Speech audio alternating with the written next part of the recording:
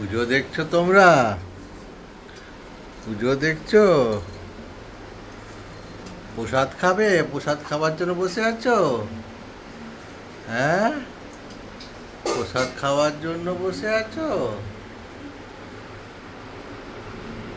হুম, প্রসাদ খাওয়ার জন্য বসে আছো তুমি? প্রসাদ খাবে? প্রসাদ খাবে? পুজো হোক, পুজো হলে তারপর খাবে তো। পুজোটা হোক।